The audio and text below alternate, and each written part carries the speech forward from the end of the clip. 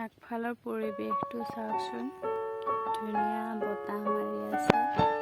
মই আছোঁ আগফালে, ঘৰৰ একদম চোতালৰ আগফালে আছোঁ। পুৰা সেউজীয়া সেউজীয়া, মন বেয়া লাগিলে ইয়ালৈ আহিলে মনটো ভাল লাগি যায় আৰু। নমস্কাৰ বন্ধু বান্ধৱীসকল, আপোনালোক সকলোকে মোৰ আন এটা নতুন ভিডিঅ'লৈ স্বাগতম জনাইছোঁ।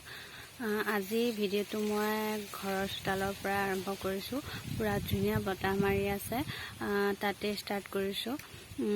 আজি মই ক'ম মই এইকেইদিন কিয় ভিডিঅ' দিয়া নাই, কি হৈছিলে মোৰ, কিয় দিব পৰা নাছিলোঁ, সকলোখিনি ক'ম।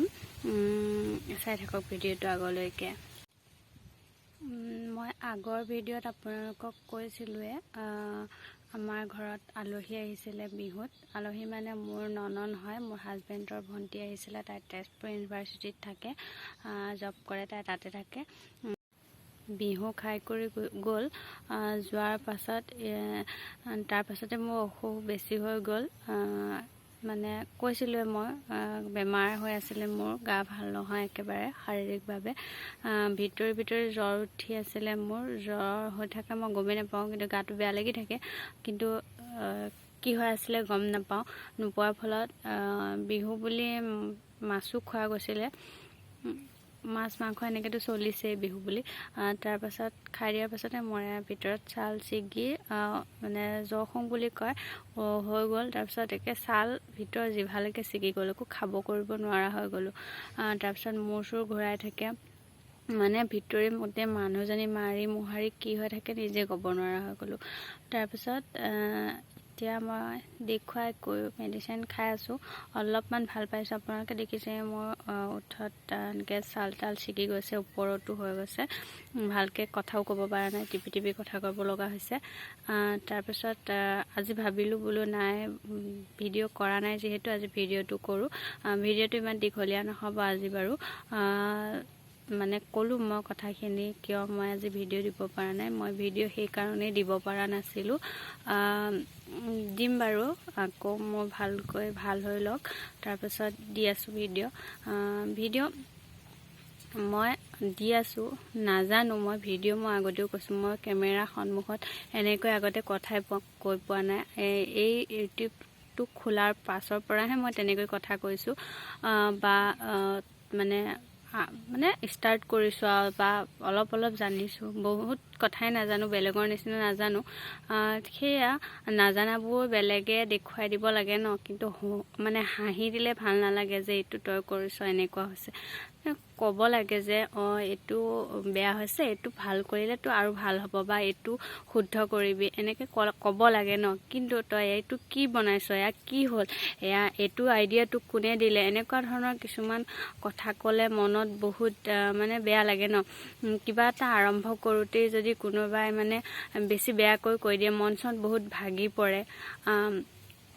নাজানো, কিন্তু নাজানো কৰি যিকোনো কাম থৈ দিয়াতকৈ জানিবলৈ বা কৰিবলৈতো চেষ্টা কৰিব পাৰোঁ ন। সেই কৰিব চেষ্টা কৰা মানুহজনক সঁহাৰি দিয়া সলনি বেয়াকৈ কয় বহুতে, ভাল নালাগে মোৰ তেনেকুৱাত। মোৰ বেছিকৈ মনটো বেয়া লাগি আছে, সেইকাৰণে আজি 2 দিন হৈছে মোক তেনেকৈ কৈছে বহুতে। কমেণ্টত নক'লেও মোক ফোনতে কৈছে বাৰু।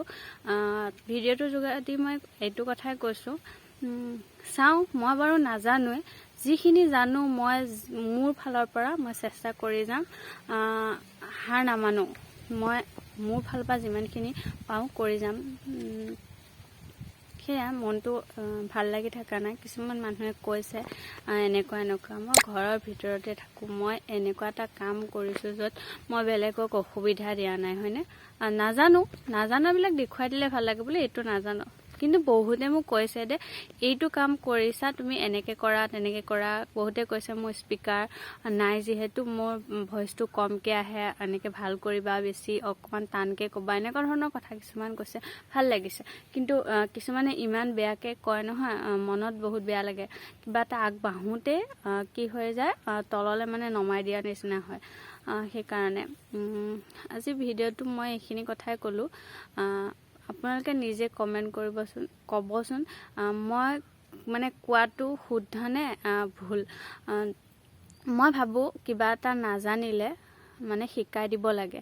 এতিয়া আমি জন্ম হওঁতে কোনেওতো ভাত কেনেকৈ খায়, খোজ কেনেকৈ কাঢ়ে এইবিলাক নাজানিছিলোঁ ন। আমি অলপকৈহে চবেই গম পাইছিলোঁ।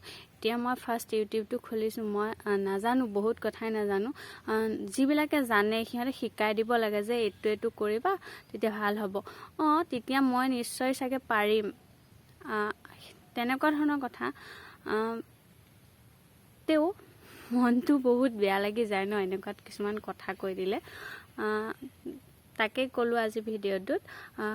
প্ৰতিদিনৰ দৰে মই ভিডিঅ'ৰ শেষত যিহেতু মই প্ৰতিদিনে কুৱেশ্যন দি আহিছোঁ, ইয়াৰ পাছতে মই ভিডিঅ'খিনি দিম, সকলোৱে চাব। আৰু ভিডিঅ' কেনেকুৱা লাগিছে সকলোৱে ভাল লাগিলে লাইক, শ্বেয়াৰ, ছাবস্ক্ৰাইব কৰিবলৈ নাপাহৰিব প্লিজ। আৰু মই কোৱা কথাখিনিত কমেণ্ট কৰিবচোন, কেনেকুৱা হৈছে, কি কথা, মই কোৱা কথাটো শুদ্ধ নে ভুল, এনেকুৱা ধৰণৰ ক'লে ভাল লাগিব।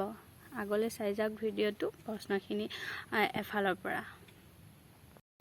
মই আজি অসমৰ 10গৰাকী বিশিষ্ট ব্যক্তিৰ উপাধিৰ ওপৰত ক'ম। ভিডিঅ'টো সকলোৱে চাই যাওক। 1 নম্বৰ হৈছে জগতগুৰু মহাপুৰুষ শ্ৰীমন্ত শংকৰদেৱ, আৰু সেউজ কোঁৱৰ হৈছে পৰাগধৰ চলিহা, আৰু জলপৰি হৈছে মিঠু বৰুৱা, আৰু দেশপ্ৰাণ হৈছে লক্ষ্মীধৰ শৰ্মা। 5 নম্বৰ হৈছে পাপৰি কবি হৈছে গণেশ গগৈ।